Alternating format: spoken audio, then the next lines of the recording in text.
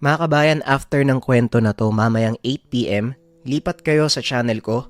Sa Kwentong Bayan naman, meron tayong upload na isang bagsak. Yun lang. Salamat. Oo, Kaluma. Tama ang iniisip mo.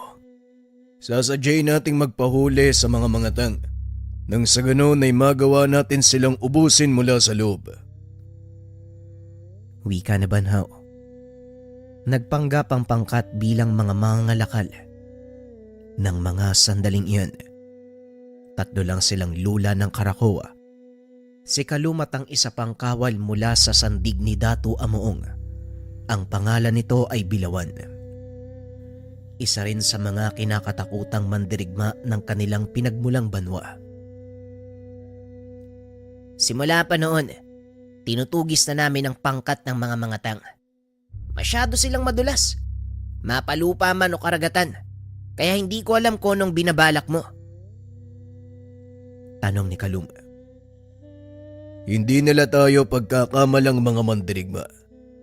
3 tao lang ang lula ng Karakoa, kaya paniguradong kakagatin nila ang ating pain.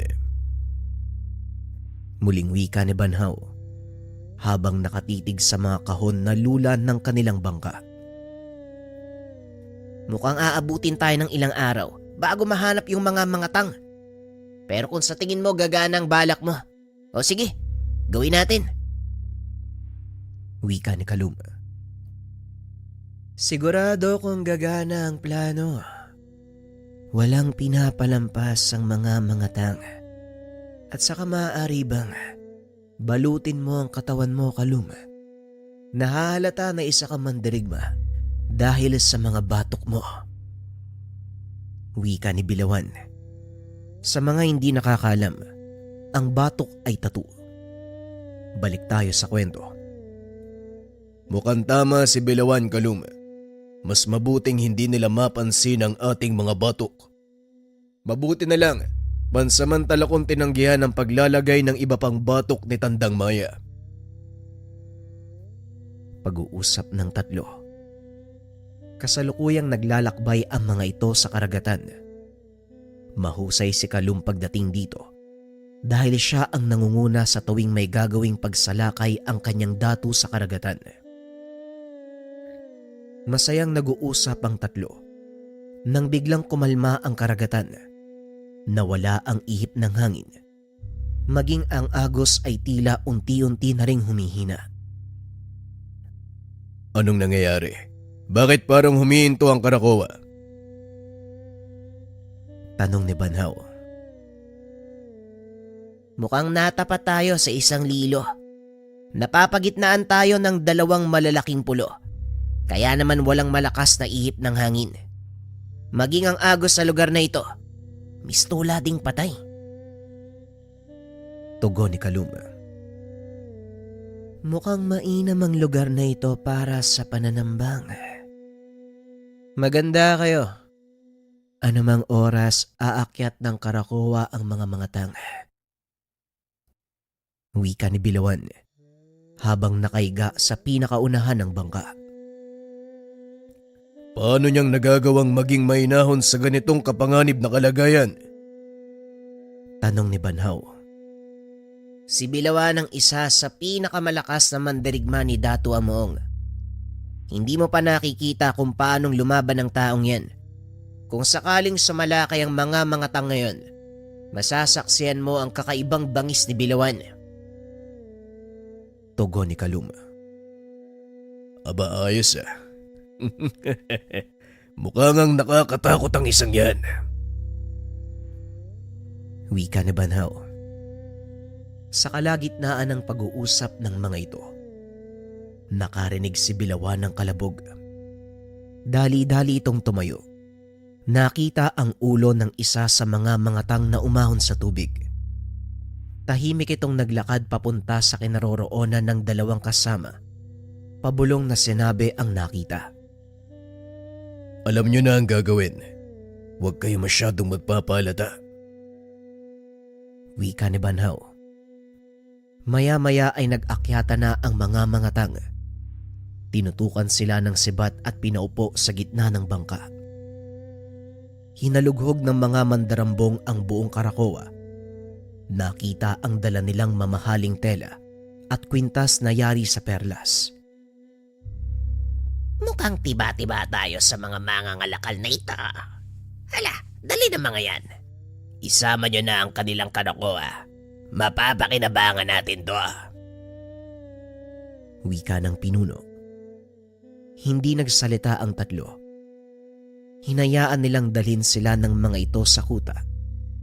Mabilis silang nakaalis sa lugar dahil maraming mananagwang kasama ang mga mangatang. Umaga na nang maramdaman nila Banhaw na dumaong sila sa isang pulo. Ibinaba ng mga mangatang ang tatlo. Dinala sa isang kulungan. Mapapakinabangan natin ang tatlong to. Maraming gintong kapalit kapag ipinagbili natin bilang mga alipin. Wika ng isang mangatang. Matapos ay iniwan ang tatlo. Matagal na nakiramdam si Banhaw.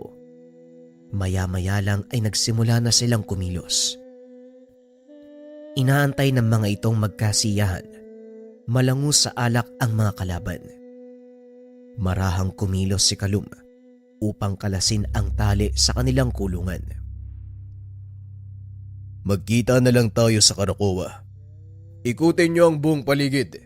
Siguraduhin napakawala ng mga bihag. Walang ititirang buhay sa mga mangatang. Wika ni Banhaw. Nagkanya-kanyang lakad na ang dalawang kasama. Samantalang si Banhaw naman, tinungo ang pinakamalaking kubo kung saan naroon ang pinuno ng mga kalaban. Habang papunta sa tahanan, nakita nito ang ilan pang kulungan na naglalaman ng mga kabataang lalaki. Sinabihan niya ang mga itong huwag mag-iingay. Tumuloy sa pagpasok sa tahanan. Nagulat ang mga nasa loob nang makita ang binatang nakatayo. Anong ginagawa mo dito? At paano kang nakatakas? Tanong ng pinuno. Hindi ganun kahirap takasan yung mga tauhan mo eh. Nga pala, hindi pa ako nagpapakilala sa'yo. Ako si Banhaw, ang dato ng banwa sa kanluran. Tugon ni Banhaw. Hindi ko pa naririnig ang pangalan mo. At sa pagkakalam ko, ang banwang iyon ay walang pinuno. Kaya nung sinasabi mo na isa kang dato, nasaan ang iyong mga kawal? Tanong ng pinuno. Nasa labas silang dalawa at sa mga sandaling ito, siguradong ubos na ang mga tauhan mo. Tugon ni Banhaw. Tumayo ang pinuno. Dinampot ang kampilang nakasandal sa dingding. Tinanggal naman ni Banhaw ang telang nakatali sa kanyang noo. Huwag mo kong pinaglololoko. Sabihin mo kung sino ka at kung ano ang pakay mo sa aking ahop. Muling tanong ng pinuno. Anong sinasabi mong ahop? Ang huling pagkakalam ko, ang banwang ito ay nasa ilalim ng pamumuno ni Dato Amoong. Kinamkam nyo ang lupain. Nilapastangan ng mga nakatira dito. Kaya ngayon pagbabayaran nyo ang lahat. Wika ni Banhaw. Biglang nagsigawan ang mga mangatang na nasa labas ng bahay. Napagtanto ng pinuno na totoo ang sinasabi ng binata. Walang iya ka. Anong ginawa mo sa mga tauhan ko? Wika ni Duran. Hindi ko alam kung ano ang ginawa ng mga kasama ko sa kanila. Ngunit isa lang ang matitiyak ko sa'yo. Walang matitirang buhay sa inyo! Sinugod ng pinuno si Banhaw. Sinalubong naman ito ng binata. Gamit ang kanyang putong, pinulupot niya ito sa kamay ng mangatang. Buong puwersang hinila dahilan para mabitawan nito ang hawak na kampilan. Matapos ay isang malakas sa suntok ang tumama sa pisngi ng kalaban. Hindi nakagalaw ang mga tauhan nito. Inakala nilang pangkaraniwang mangangalakal ang binata.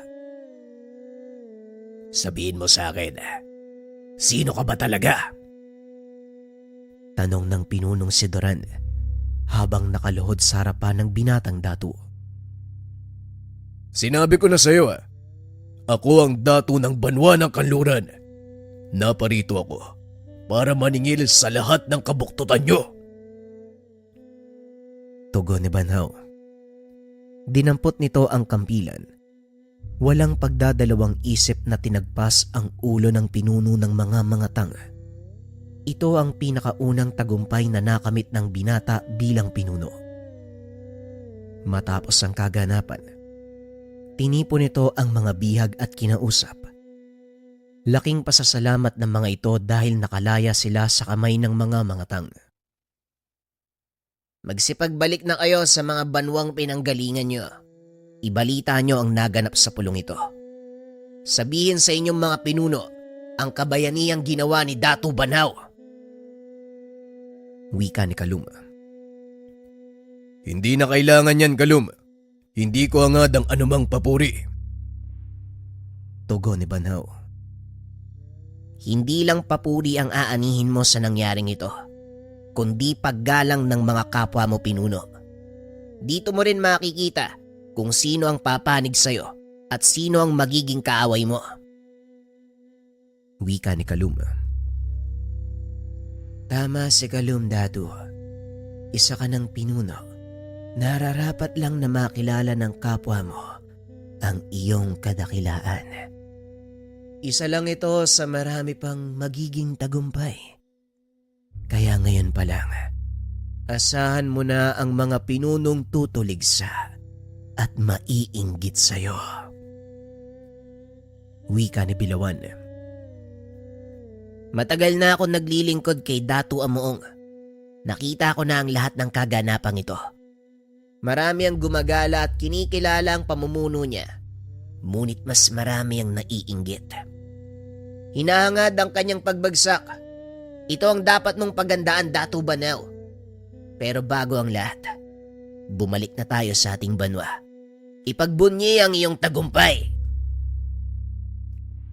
Wika ng dalawang sandig.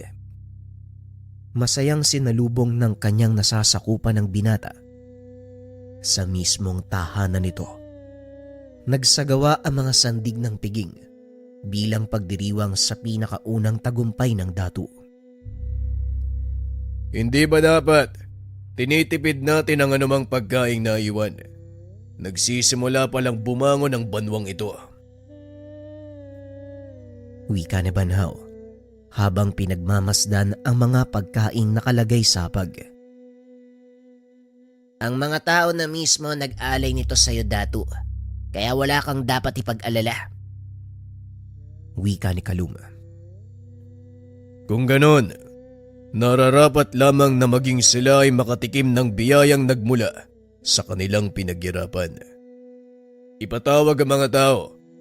Anyayaan sila sa aking balay. Ito ang una kong panukala bilang pinuno. Sa tuwing magdadaos tayo ng isang piging, lahat ay maaaring makisalo. Walang alipin, walang timawa, walang kadatuan. Lahat ay pantay-pantay pagdating sa pagkainan. Wika ni Datu Banhaw. Isinulat naman ito ng isa sa kanyang mga sandig, ang anak ng babaylan. Ito lang ba ang iyong ipapanukala ngayong gabi, Datu? Napalingon si Banhaw nang marinig ang tinig ng dalaga. Sino ka? At anong ginagawa mo sa tabi ko? Tanong ni Banhaw. Ako po ang iyong tagatala. Anak ako ni Tandang Maya. Ang pangalan ko ay Ilang-Ilang. Tugon ng dalaga.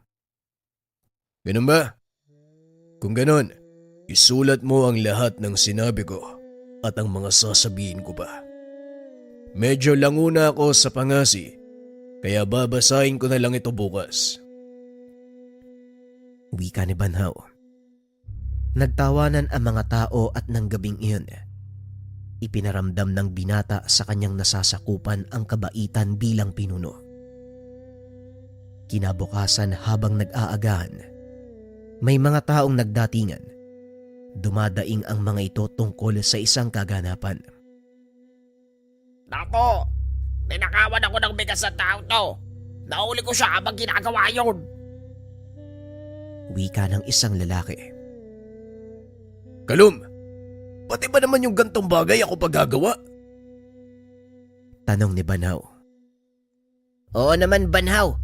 Ikaw ang kailangan pumagitan sa mga sigalot at patawan ng kaparusahan ng sino mang nagkakasala. Isa lang to sa mga tungkulin mo bilang datu. Tandaan mo, ang pagpapataw ng kaparusahan ay isa sa pinakamahalagang pasya na kailangan mong gawin. Maging maingat ka sa pakikinig ng bawat panig, Banhaw. Sa ngayon ako ang mamamagitan.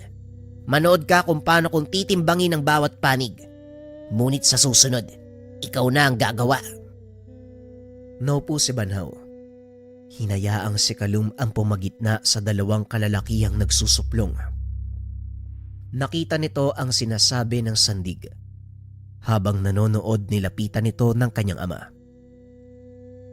Alam kong naninibago ka sa mga nangyayari, Banhaw.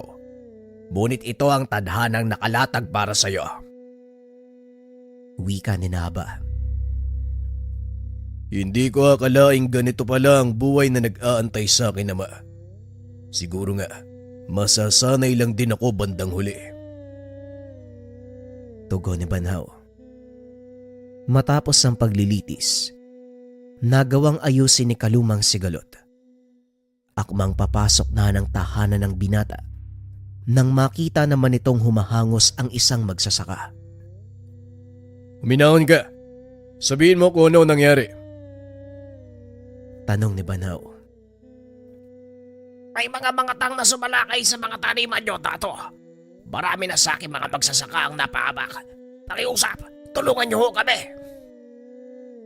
Tugon ng magsasaka. Kalum, kunin ang aking kampilan. Sumunod kayo ni Bilawan sa taniman. May papatawan ako ng parusang kamatayan. Wika ng binata. Nagpunta ang tatlo sa taniman. Nakita nito ang mga mangatang na hinahakot ang mga inaning kamote at bungang kahoy. Anong kaguluhan ito? At bakit nyo hinahakot ang pananim na inaani mula sa aking lupain? Tanong ni Banhaw. At sino ka namang nangahas na makialam sa aming ginagawa? Kinukuha lang namin ang bahaging nararapat sa amin.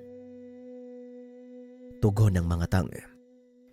Maaari ko bang malaman kung ano ang pangalan mo? Tanong ni Banhaw. Ang pangalan ko ay Bakong. At ako ang pinuno ng mga mangatang dito sa Kalupaan. Ngayon lang kita nakita dito, Dayo. Kaya kung nagmamatapang ka, itigil mo na. Dahil hindi ka sasantuin ng aking mga tauhan. Tugon ni Bakong. Tumawa ng malakas si Banhaw. Ikinagagala kitang makilala, Bakong. Kaya pala, umaasa ka sa iyong mga tauhan dahil sa iyong katabaan. Alam mo ba kahapon lang, inubos kong isang pangkat ng mga mangatang sa karagatan. Sino na nga ba ang isang yan, Kalum? Ano bang pangalan nun? Tanong ni Banhaw. Duran ang pangalan ng pinuno nila, Datu Banhaw. Nanlaki ang mga mata ni Bakong nang marinig ang pangalan ni Duran. Kasinungalingan. Alam mo ba kung sino ang sinasabi mong Duran? Siya ang pinakamalakas na mangatang. Kaya hindi ako naniniwala na isang kagaya mo lang ang magpapatumba sa kanya. Tugon ni Bakong. Maniwala ka o hindi, wala kaming pakialam sa'yo. Ngayon kung ayaw mong dito ka ilibing at maging pataba yung mga taba mo, umalis ka na at huwag ka nang babalik dito. Wika ni Kalum. Isa-isang nagbunot ng kampilan ang mga kasama ni Bakong. Pinalibutan ng mga ito sina Banhaw. Masyadong matabil yung dila mo, mandirigma. Siguro, isa ka lang sa mga bayarang manunugis ni Dato Amoong. Tignan natin kung anong magagawa niyong tatlo laban sa aking mga tauhan. Tugon ni Bakong. Sabay bigay ng hudyat sa kanyang mga tauhan. Pinalibutan ang tatlo. Bilisan na natin. Hindi pa ako nag-aagahan eh. Istorbo to eh. Wika ni Banhaw sabay bunot ng kampilan. Laking gulat nila Kalum. May kung anong malakas na bugso ng hangin na tila kumawala. Kasabay ng paglabas ng talim sa sisidlan. Ano yung pakiramdam na yun, Dato? Naramdaman mo ba? Tanong ni Kalum. Ano bang sinasabi mo? Wala akong naramdaman, Kalum. Gutom lang yan. Kaya bilisan na natin. Naamoy ko dito yung masarap na inihaw na isda ni Ina. Wika ni Banhaw. Sabay takbo papunta sa mga kalaban. Hinawakan nito ng 2 kamay ang kampilan. Buong puwersang winasiwas. Sinalubong naman ang ilan sa mga tangang binata.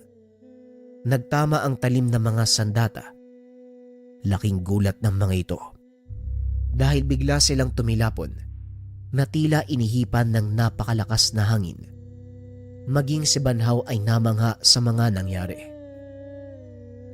Hindi makapagsalita si Bakong nang makitang tumilapon ang 3 sa kanyang mga tauhan sa isang wasiwas ng kampilan ng Datu.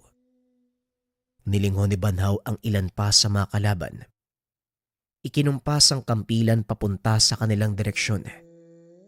Nagsipag-atrasan ang mga ito. Sa hindi malamang dahilan, nang humakbang si Banhaw papunta sa kanilang kinakatayuan, biglang nagtakbuhan palayo ang mga mangatang. Hindi makaalis sa kinakatayuan si Bakong na tila ba nanigas ang katawan. Hindi alam ni Banhaw kung ano ang nakita ng mga ito na nagdulot ng matinding takot sa kanila. Nilingon ng binata sina Kalum. Maging ang mga ito ay tila hindi makapaniwala sa nakikita.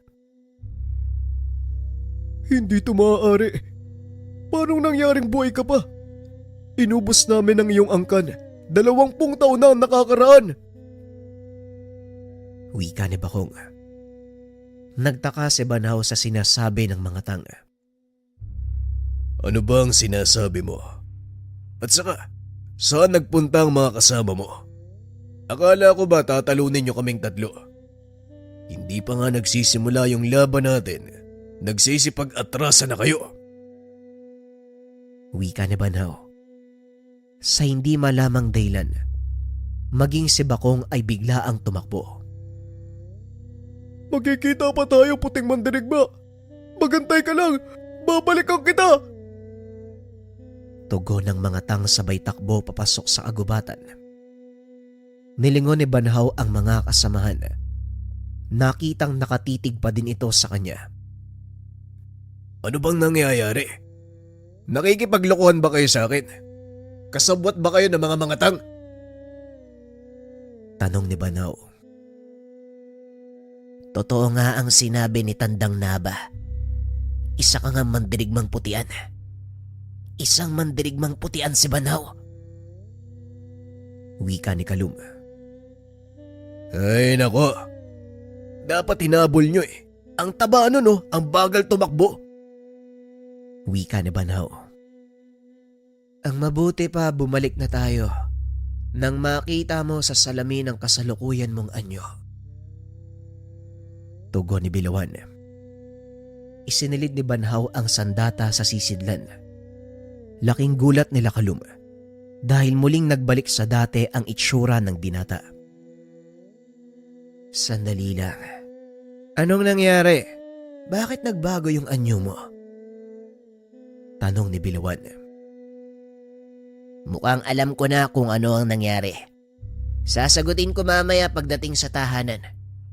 Walang dapat makakita ng gagawin natin dahil isa ito sa mga lihim ng ating pinuno. Tugon ni Kalum. Bumalik sa tahanan si Banhaw. Ipinatawag nito ang mga magulang at ang punong babaylan. Pinalabas ni Kalum ang mga naninilbihan. Ang tanging naiwan ay mga magulang ni Banhaw at ang kanilang punong babaylan. Anong meron? At pinatawag mo kami, Tato? Tanong ng babaylan. Ang totoo niyan, ako ang nagpatawag sa inyo, Babaylang Maya. Tungkol ito sa pagkatao ni Datu Banhaw. At ang gusto ko, bago tayo magsimula, manumpa kayong walang ibang makakaalam ng pag-uusapan natin. Tugon ni Kalum. Tungkol saan ba ang pagpupulong na ito, Kalum? Tanong ni Nahaba. Tungkol sa pagkatao ni Banhaw. Datu, maaari bang hiramin ko ang iyong kampilan? Wika ni Kalum. Inabot naman ni Banhaw ang sandata sa kaibigan. Binunot ni Kalum mula sa sisidlan ng kampilan. Tinignang mabuti ang talim. Wala namang kakaiba sa sandata. Ngunit nang ibalik niya ito kay Banhaw, bagyang nagliwanag ang talim nito. Lumabas ang mga maliit na simbolo. Nanlaki ang mga mata ni Banhaw. Noon pa lamang nito natitigan ng husto ang kampilan at nakita ng malapitan. Inutusan ni Kalum si Bilawan na kumuha ng salamin at iharap ito kay Banhaw. Anong kalokohan na naman yung... Hindi na ituloy ng binata ang sasabihin nang makita nito ang sarili sa salamin. Hindi makapaniwala ang binatang nag-iba ang kanyang wangis. Ito ang sinasabi ko. Alam kong mula sa angkan ng putian si Banhaw. Pero hindi ko inaakala na makukuha niya ang buong kapangyarihan ng isang puting mandirigma. Babay lang, Maya. May nalalaman ka ba tungkol sa pangyayaring to? Wika ni Kalum. Halos lahat ng babaylan. Alam ang tungkol sa katauhan patungkol sa naglahong angkan ng putian. Ang totoo, hindi ako makapaniwalang nakatayo sa harapan ko ang isang puting mandirigma. Sinasabi nila, isa sa bawat 100 sanggolang isinisilang na may taglay na kakayahan ng puting bathala ng digmaan. Pagpapaliwanag ni Babaylang Maya. Dagdag pa nito, minsan sa tanang buhay ng isang tao nangyayari ang ganitong himala.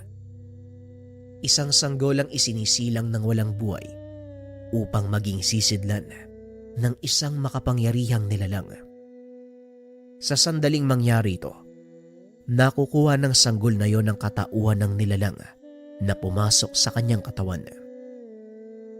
At ang angkan ng putian lang ang may ganitong kakayahan. Hindi to makikita sa ibang tribo. Kaya ako kayo pinanumpa ng katapatan kanina dahil mabigat na lihim ang ating matutuklasan. Sa oras na malaman ito ng mga kalaban, maaaring magkaroon ng malaking kaguluhan. Wika ni Kalum. May nabanggit si Bakong kanina. Inubos sila ang pinagmulan kong angkan. 20 taon na ang nakakalipas. Kung bibilangin, tamang-tama ito sa kasalukuyan bilang ng taong meron ako. Sabihin niyo sa akin, Ama, Ina, ang mga tangbang pumatay sa totoo kong magulang. Tanong ni Banhaw. Tama ang sinabi mo, anak. Naikwento ko na sa iyo tungkol sa bagay na yan. Tugon ni Lima. At yan ang kinakatakot ko. Ang iyong ama ay kagaya mo, Banhaw. Isa siyang pinili. Kung nagawang talunin ng mga tangang kagaya ng iyong ama, hindi malayong magagawa ka din nilang talunin. Wika ni Kalum.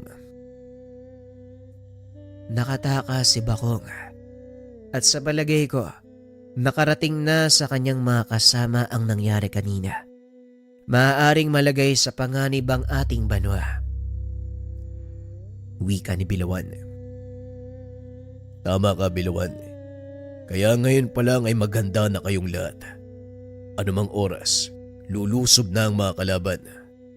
Kalum, magpadala ka ng mga dumalagan para hanapin ang kuta ng mga mangatang na ito sa kalupaan. Narinig kong sinabi ni Bakong na magkapatid sila ni Duran. Sapat na itong dahilan para magsagawa sila ng pagsalakay. Pero bago mangyari yun, uunahan natin sila. Wika ni Banhaw. Nagpadala ng mga dumalagan si Kalum, alinsunod sa utos ng binatang Datu, Para sa mga hindi nakakalam, ang mga dumalagan, mga sinaunang mensahero o espiyang inatasang magmatsyag sa kuta ng mga kalaban upang malaman ang kilos ng mga ito.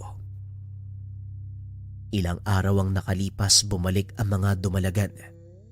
Ayon dito, wala na sa kuta ang mga mangatang. Iniwan nila ang lahat ng mga nakulimbat na kayamanan at sandata. Wala na rin sa dalampasigan ang malalaking bangka na sinasakyan ng mga ito sa tuwing mananambang sila sa karagatan. Isa lang ang ibig sabihin niyan, Kalum. Tuluyan silang umalis sa lugar. Wika ni Banhaw. Hindi yon ang iniisip ko. Kilala ko ang mga mangatang. Hindi nila papalampasin ang isang pagkakasala. Marahil ay bumalik sila sa pinagmulang banwa upang mag-ipon ng karagdagang puwersa. Pero ang nakakapagtaka, bakit nila iiwan ang lahat ng kayamanan nilang nakulimbat? Umalis sila ng kuta, tapos walang dalang sandata. Wika ni Kalum.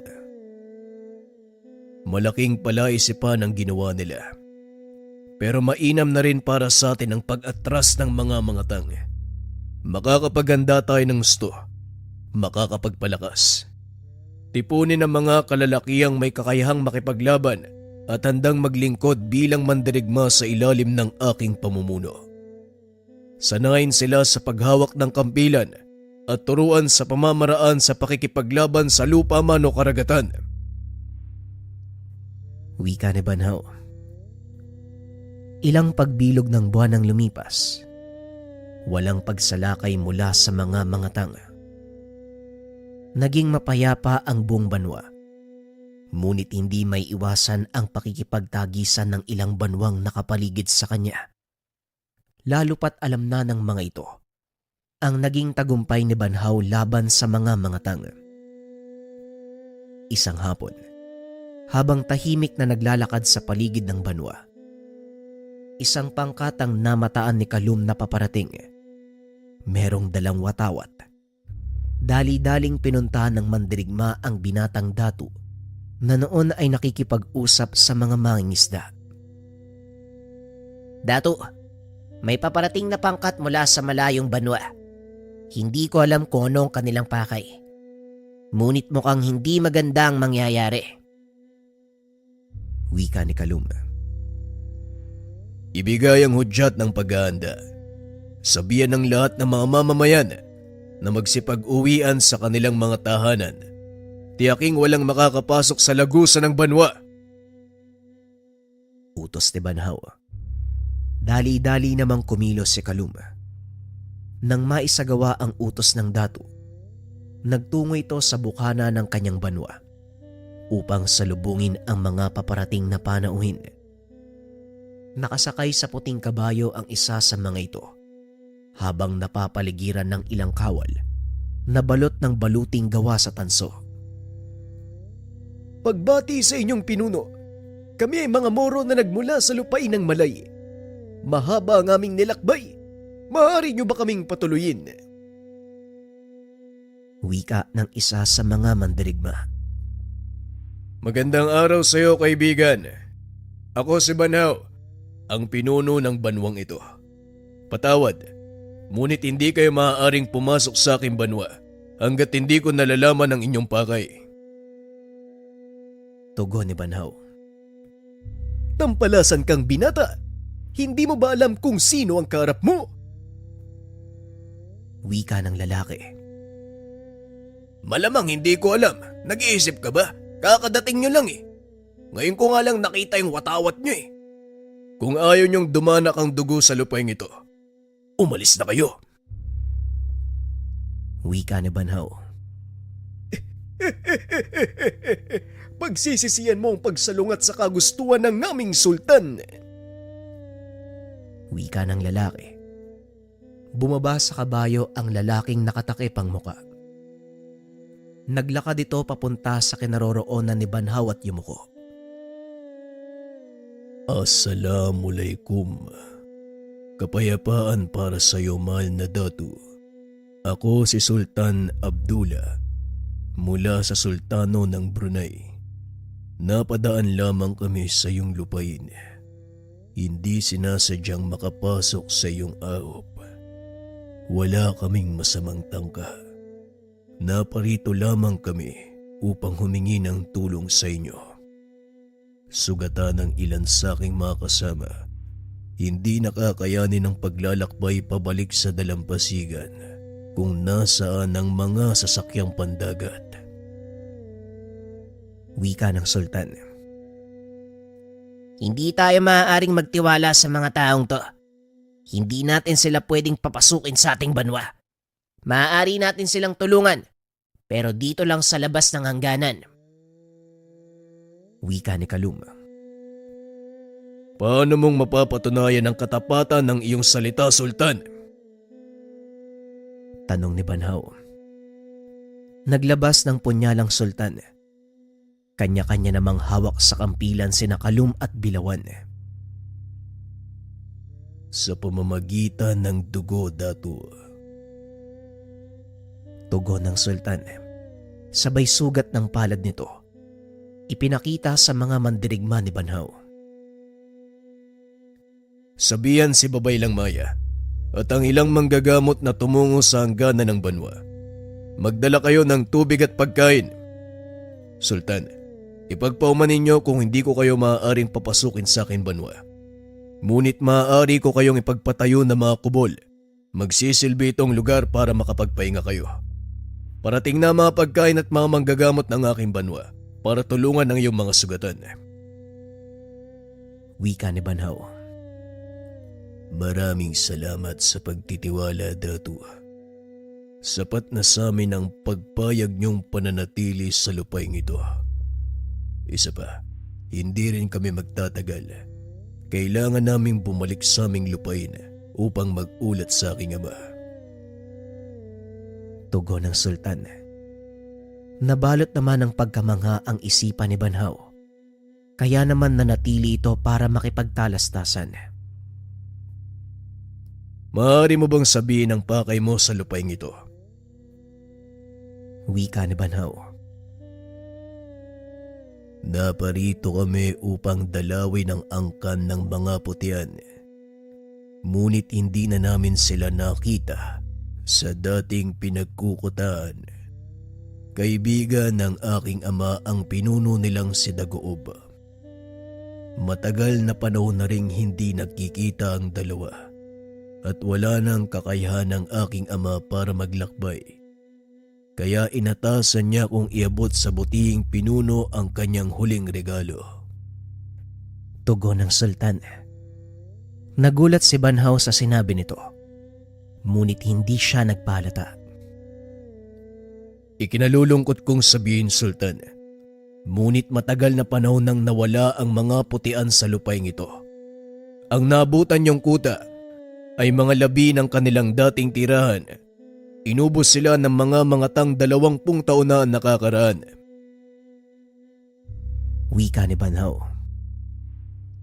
Hindi ako naniniwala. Walang pangkaraniwang mandirigma ang makakatalo kay Dagoob. Tugon ng Sultan. Yan din ang akala ko noon. Ngunit may alam ang mga kalaban. Ito ang ginamit nila para talunin si Dagoob. Nagulat ang Sultan nang biglang marinig ang boses ni Naba. Hindi ba kayo ang kaibigan ni Dagoob? Ikaw si Naba. Wika ng Sultan. Tama ka, Sultan. Ako nga. Naroon ako ng mga oras na mamaalam si Dagoob. Kaya hindi nagsisinungaling ang aming Datu. Wala na ang kaibigan ng iyong ama. Pag-uusap ng dalawa. Sa pagkakataong iyon, nagpasya si Banhaw na dalhin ng Sultan sa kanyang tahanan upang doon ipagpatuloy ang pag-uusap. Tumuloy ka sa aking munting tahanan, Sultan. Pagdamutan ng anumang maidudulot ng aking pamamahay. Wika ni Banhaw. Naupo ang Sultan sa harapan ng hapag upang kumain at doon ipinagpatuloy ang pag-uusap. Ituloy niyo ang kwento. Tandang Naba. Wika ng sultan. Pinaliwanag ng matanda ang mga pangyayari. Naluha ang sultan sa mga narinig. Hindi inasahan ni Banhaw na ganun kalapit ang kanilang panauhin sa totoong ama. Dahil sa mga nalaman, nagpa siya ang dato na sabihin ang katotohanan. Ama, maaari mo bang sabihin sa sultan ang totoong nangyari? Nais kong malaman niya ang lahat. Wika ni Banhaw. Kung yan ang kahilingan ng aking dato, malugod akong susunod. Tugon ni Naba. Pinaliwanag nito ang katotohanan. Si Banhaw ay anak ni Dagob. Nung una ay hindi makapaniwala ang sultan dahil malayo ang itsura ni Banhaw sa nakita nitong anyo ng kaibigan ng ama. Hindi ako naniniwalang anak ka ni Dagob. Ibang-iba ang iyong wangis sa nakilala kong puting mandirigma. Wika ng sultan. Paintulutan niyo kung bunutin ang aking kampilan, Sultan, nang maipakita ko sa inyo ang katotohanan. Tugon ni Banhaw. Hinawakan nito ang kampilan at tinanggal sa sisidlan. Laking gulat ng sultan. Biglang nagbago ang itsura ni Banhaw. Naging kulay puti ang buhok nito, maging ang pilikmata at mga kilay. Nakatago sa kampilang hawak ni Banhaw ang totoo niyang pagkatao. Kagaya ni Dagob, si Banhaw ay isa ding pinili, ang tanging naiwang buhay sa mandirigmang putiada. Natahimik ang sultan. Napagtantong totoo ang lahat ng sinasabi ng mag-ama. Matapos ang pag-uusap, muling bumalik sina Banhaw sa labas ng banwa.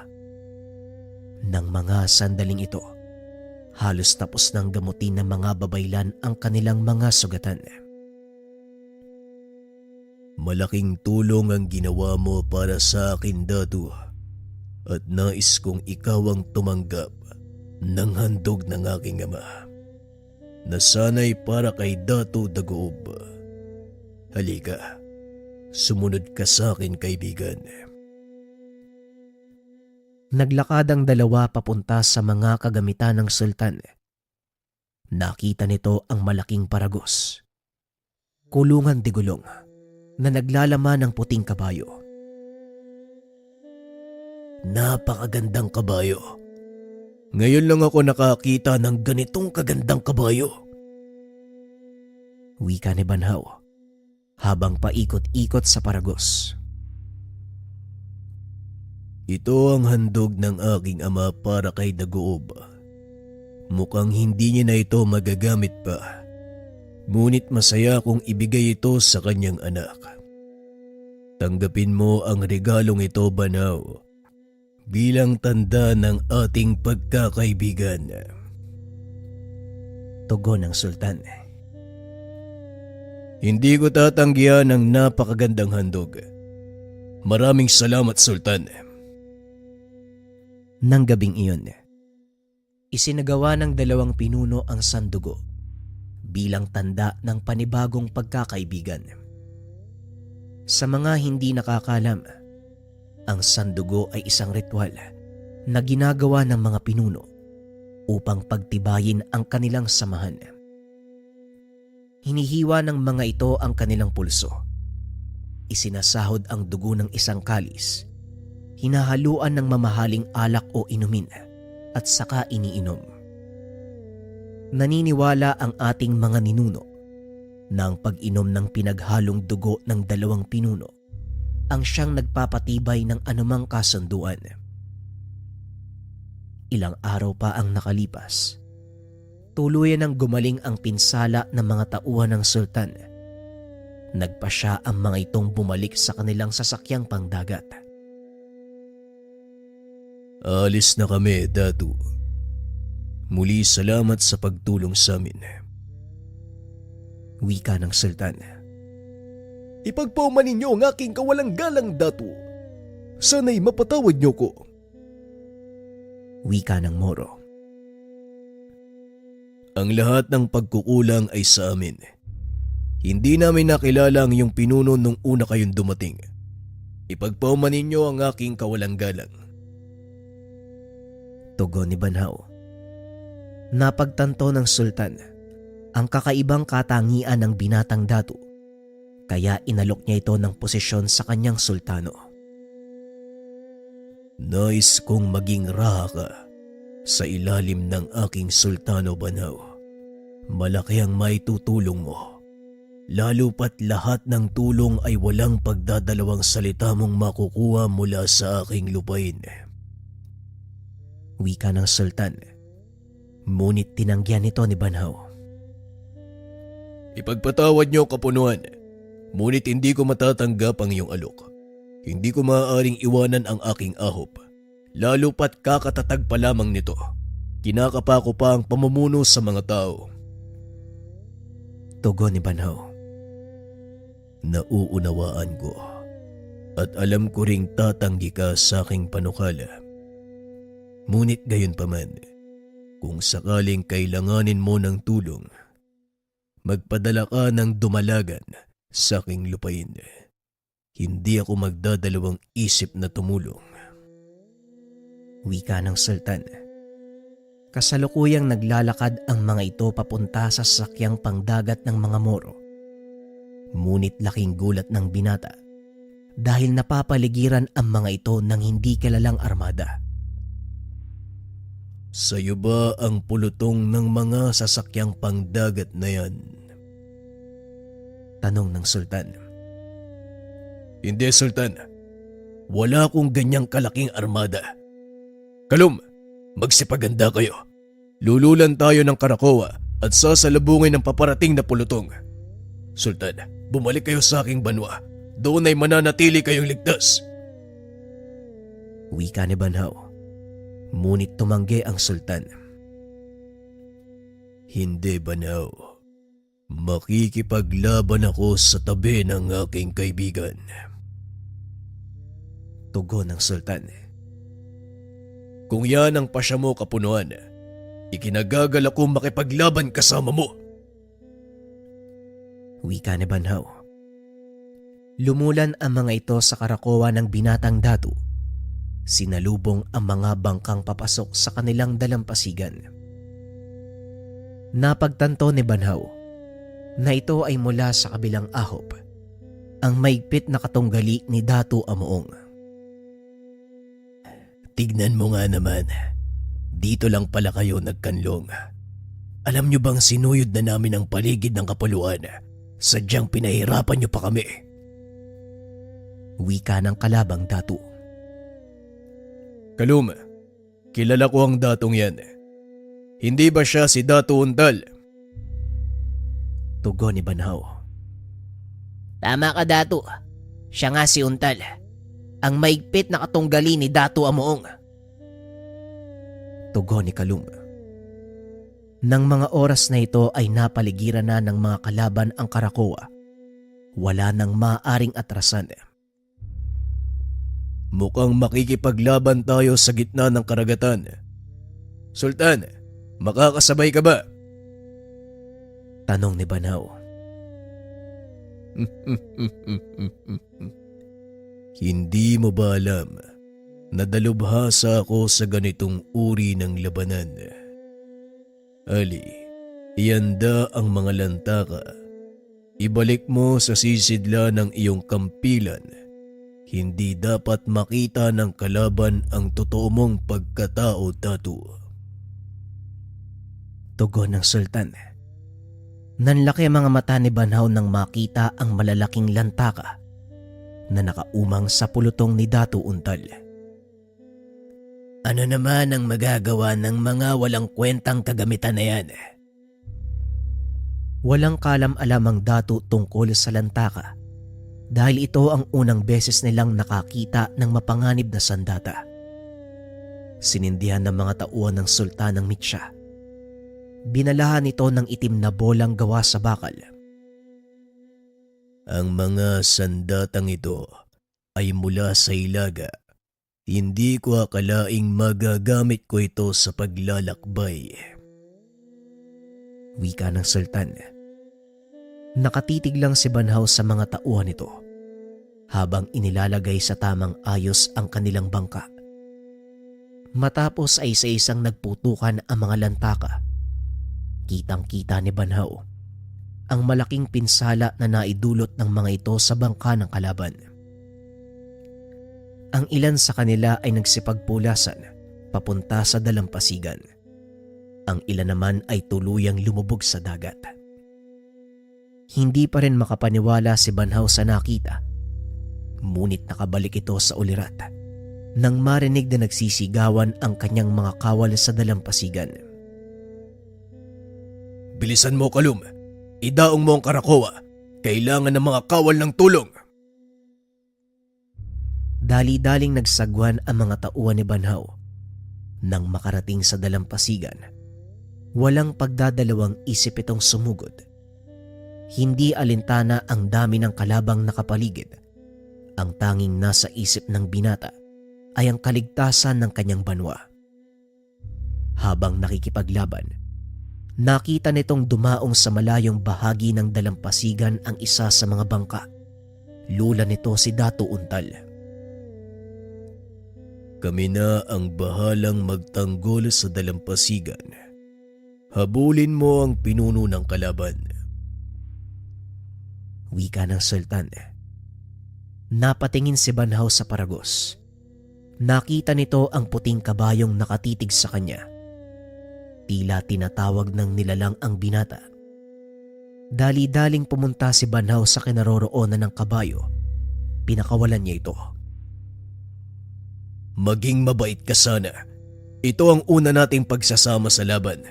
Kaya sana paunlakan mo kung sumakay sa iyong likuran. Wika ng binata. Iniyoko ng kabayo ang kanyang ulo. Bahagyang ibinaba ang katawan upang makasampa si Banhaw, na tila nauunawaan ang sinabi ng binatang Datu. At para hindi makilala, tinanggal ng binata ang tela. Ipinangtakip niya ito sa kanyang muka. Binunot ni Banhaw ang kanyang kampilan. Pinatakbo ng mabilis ang sinasakyang kabayo. Nakita ito ni Kalum na paparating. Kaya naman kumuha ito ng pananggalang at inabot sa binata.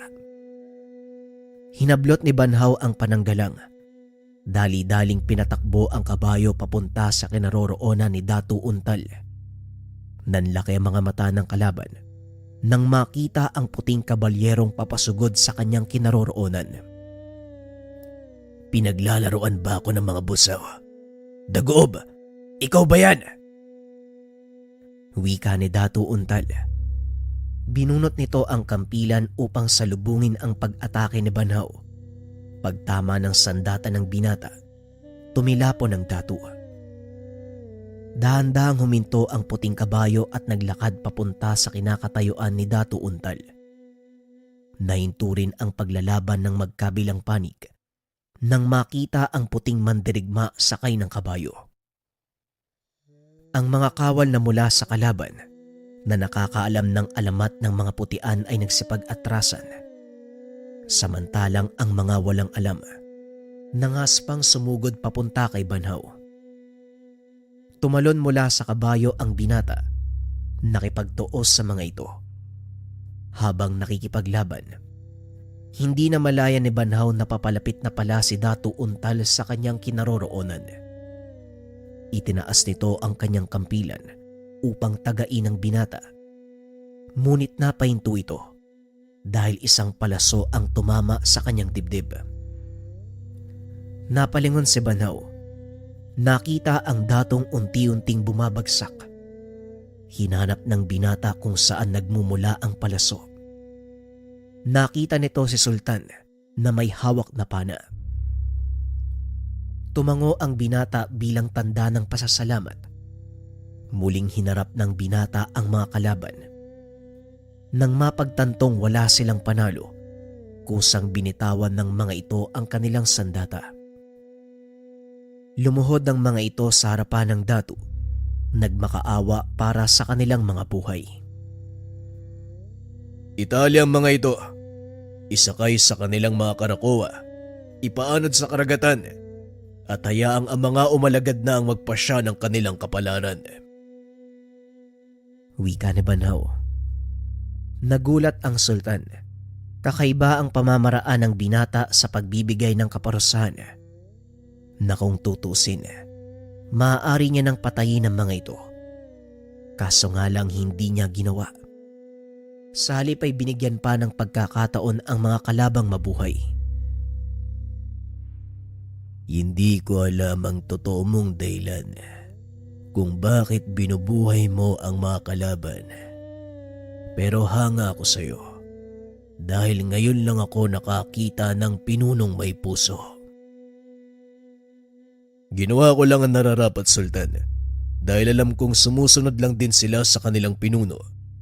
Galing ako sa pagiging alipin, kaya alam ko ang kanilang nararamdaman. Ito ang pinagkaiba ng isinilang na Maharlika at aliping naging pinuno. Nagpapasalamat ako na kilala kita, Datu. Hindi na ako magtatagal. Kailangan na naming maglayag. Patnubayan ka nawa ng bathalang yung sinasamba. Hanggang sa muling pagkikita, Sultan. Ishala, tutulak na kami, kaibigan. Pag-uusap ng dalawa. Inantay niyang tuluyang mawala sa kanluran ang mga sasakyang pangdagat ng mga Moro. Masyadong mahaba ang araw na to para sa atin, Datu. Hindi ko akalaing may isang maharlikang nakakakilala sa tunay mong ama. Wika ni Kalum. Maging ako, Kalum, hindi ko rin nakakalain na makikilala ko ang taong yun. Sadyang ang napakaliit ng mundo. Ngunit ang ipinagtataka ko, yung kabayong ibinigay niya sa akin. Nilingon ni Kalum ang kabayo. Nakita itong kumakain ng damo. Ano naman yung kakaiba sa kabayo na yan? Ang sabi ng sultan, ni minsan hindi pa ito nasakyan ni Numan. Pero pumayag ito kanina nang makiusap ako sa kanya. Tugon ni Banhaw.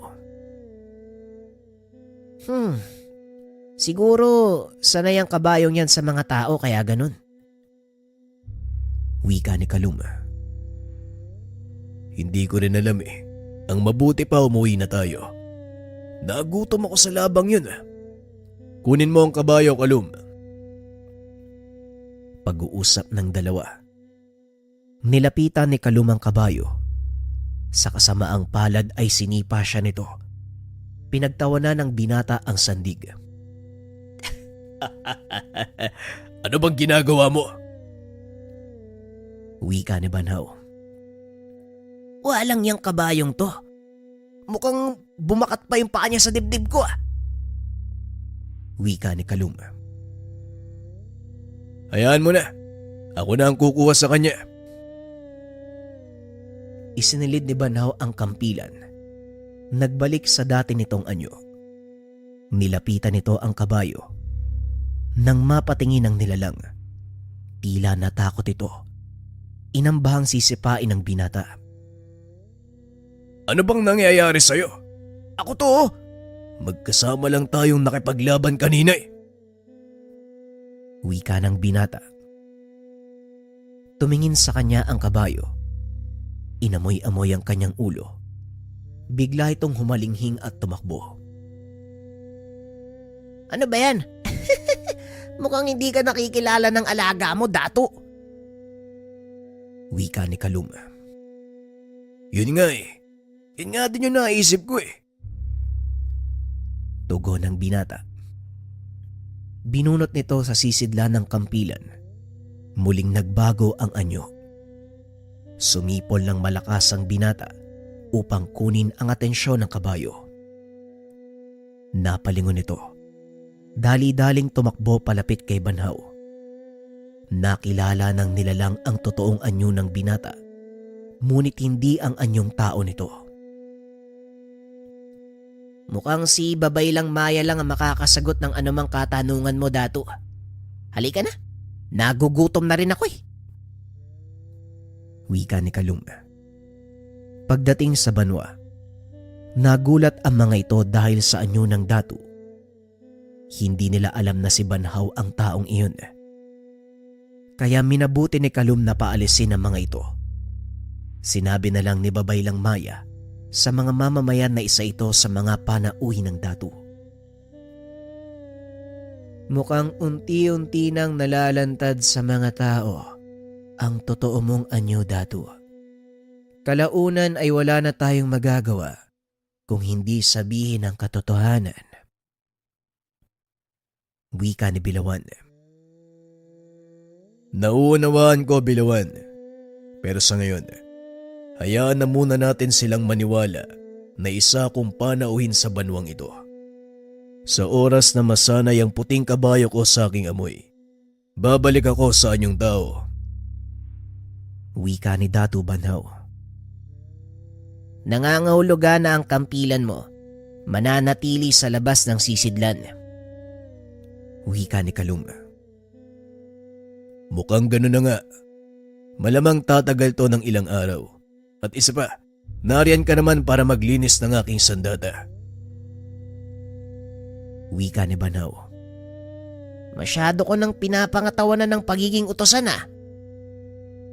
Pag-uusap ng mga ito at habang kumakain, hindi pa rin mawala sa isipan ni Banhaw ang ipinakita ng kabayo.